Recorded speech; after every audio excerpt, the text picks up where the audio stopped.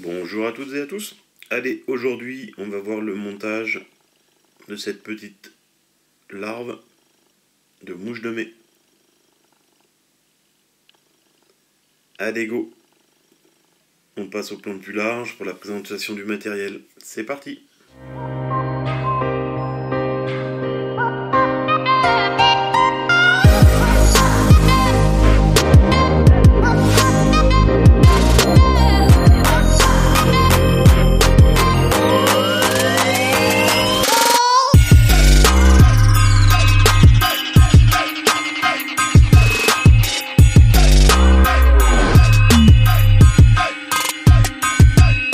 Alors pour monter cette petite nymphe, il va nous falloir un Daichi 1770, soit en 14, soit en 12.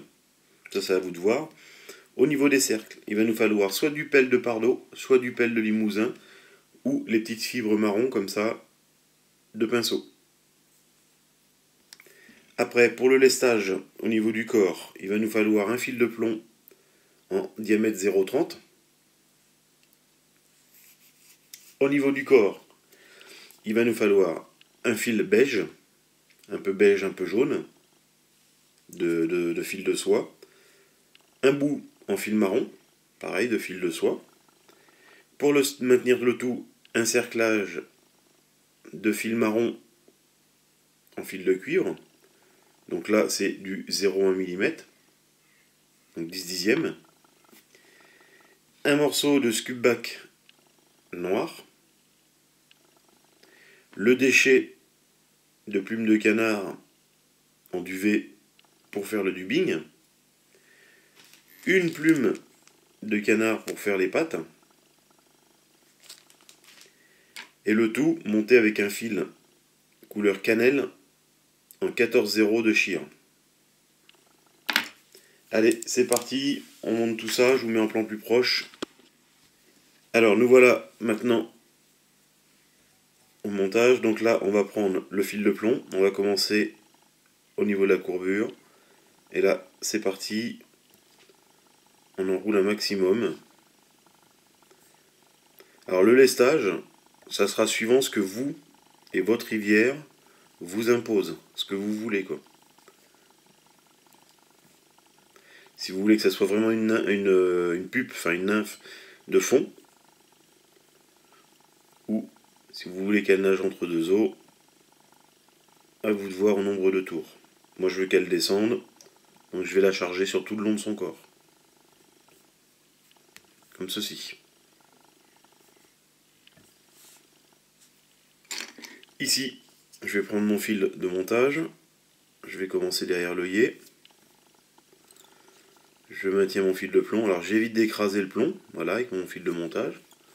Sinon mon fil se met entre les spires, écarte le plomb, et le plomb ne sera plus concentré comme au départ. Là, je coupe l'excédent.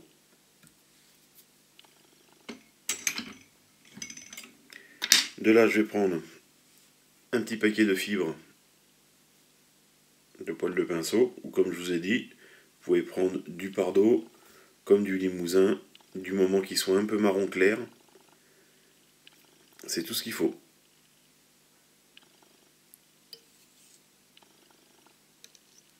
Ici, on va les attacher, on va les mettre de longueur bien sûr, comme ceci. Alors, je dirais un peu plus du tiers de la longueur du corps.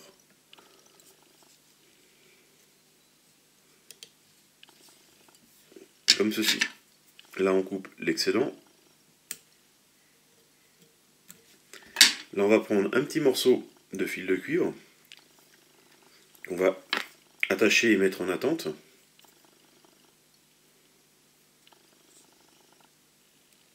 Alors, pensez quand vous montez vos éléments, ceux dont vous allez finir en dernier, donc là, le dernier qui sera enroulé sur le corps, ça sera le fil de cuivre.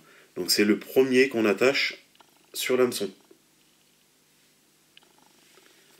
Après, mon deuxième sera mon fil marron le plus foncé. Donc ça sera l'avant-dernier que je mets bien au-dessus.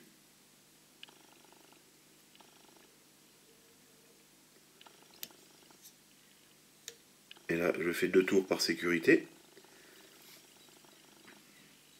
Et mon tout premier que je vais enrouler, ça va être le dernier que je vais mettre là, c'est mon fil un peu beige. Pareil que je vais commencer sur le dessus. Je vais faire 1 ou 2 tours par sécurité. Voilà. Je vais couper, non pas pour l'instant, je vais remonter jusqu'à derrière le plomb pour garder cette surépaisseur, justement, c'est même très bien. Hop. Et arrivé au plomb, je vais couper l'excédent. Comme ceci. Et là, avec mon fil de montage, je remonte jusqu'à mon œillet.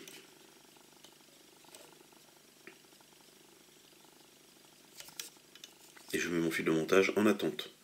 Je vais prendre le fil de soie, pensez à l'humidifier pour l'enrouler, sinon il s'en va en s'effilochant et il éclate. Vous voyez, là, si je fais ça, vous voyez, toutes les spires s'en vont. Donc dans ces cas-là, on mouille ses doigts, hop, on mouille le fil de soie, et après, vous voyez, il reste bien maintenu. Et là, c'est parti, on fait nos enroulements.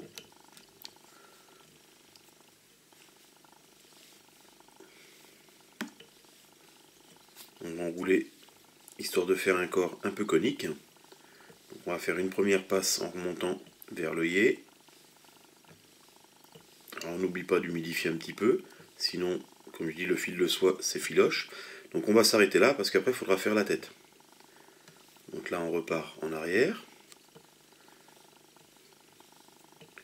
En essayant de récupérer un petit peu cette masse à l'arrière, là, qui dépassait. Là, on repart vers l'avant. Vous voyez, j'ai pas été jusqu'au bout. Comme ça, ça permet de créer ce fameux corps conique. Voilà, comme ceci. Ici, on va emmener notre fil de montage pour arrêter la couleur beige. Voilà, je fais 3-4 tours, je coupe l'excédent. Ici, je vais prendre le fil marron, pareil, j'humidifie. Et celui-là, je le place sur le dessus du montage.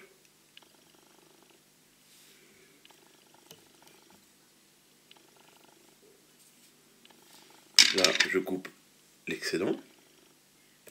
Alors j'ai sécurisé bien sûr ce fil marron par 3-4 tours. Je le centre le mieux possible. Et là, je vais prendre mon fil de cuivre et je vais faire des enroulements en spire non jointive, assez espacés.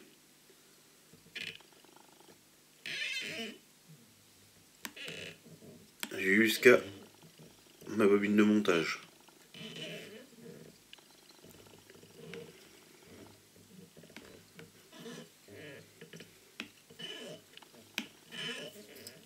Comme ceci. Et là, je bloque le tout. Vous voyez, vous allez me dire, on voit pas beaucoup la différence de couleur.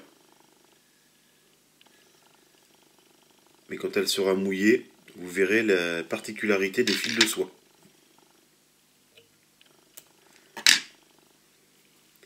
Ici, on va prendre notre petit scoop back noir.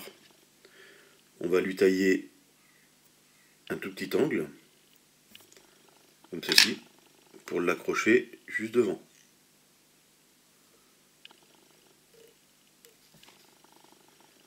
On le centre bien sur le dessus.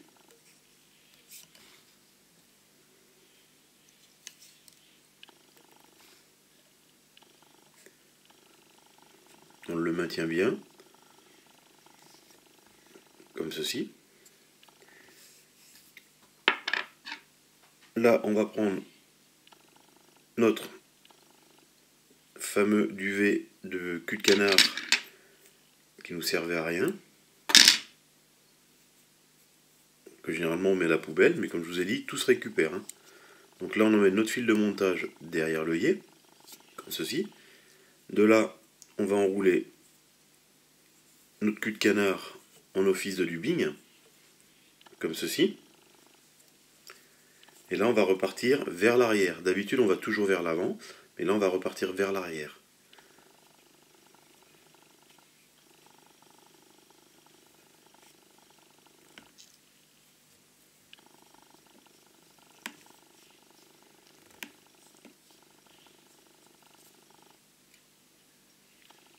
comme ceci.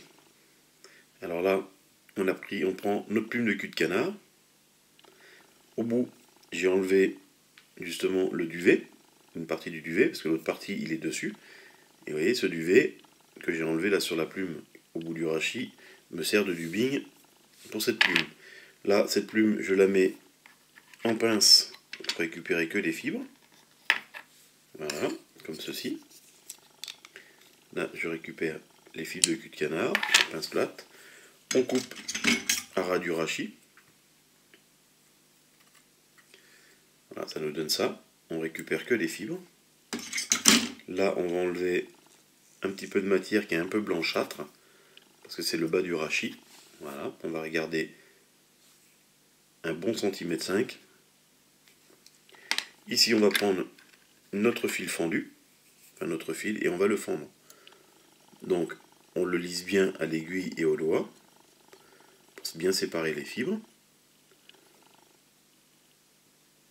Et à l'aiguille, on fend notre fil. Et vous voyez, en 14-0, ça se fend sans souci. Ici, on a mis nos fibres sur le fil, une longueur qui n'est pas trop mal, et là on va couper tout ce qui ne nous sert pas au long du fil là.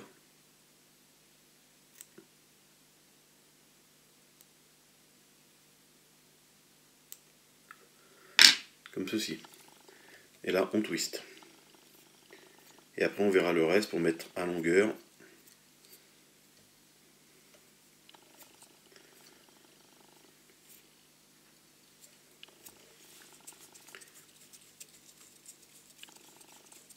Donc là quand c'est fait, on commence bien à la base du scoop back, on prend nos fibres, on les tire vers l'arrière, et on commence les enroulements. Et on remonte tranquillement jusqu'à l'œillet. Comme ceci. Arrivé à l'œillet, hop, on fait 2-3 tours par sécurité. Ici, on va brosser notre fibre de cul de canard vers le bas. On va rabattre notre scoop back par devant. On maintient en rabattant les fibres.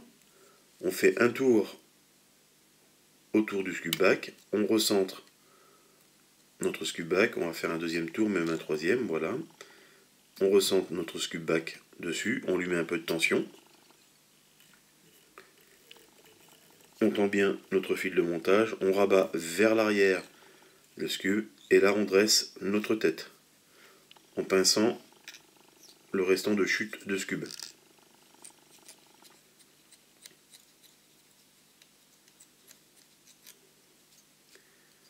Alors on essaye de ne pas boucher l'œillet bien sûr. Voilà. Là on tire légèrement dessus. Et on coupe à ras.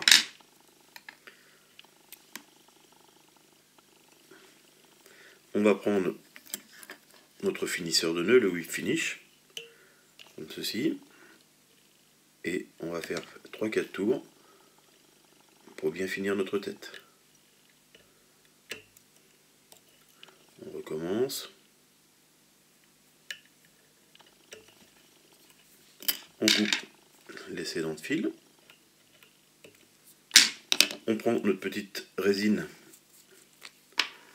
pour finir notre tête et en mettre une goutte sur le scub pour que ça ressorte.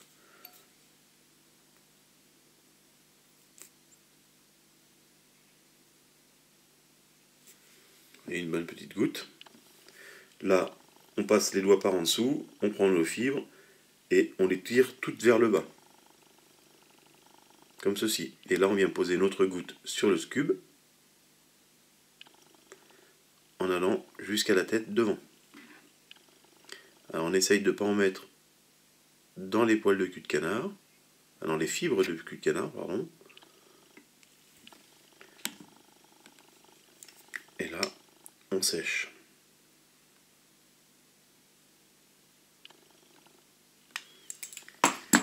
Et pour finir, vu qu'il nous reste un petit peu de résine sur l'aiguille, on va faire le tour de la tête.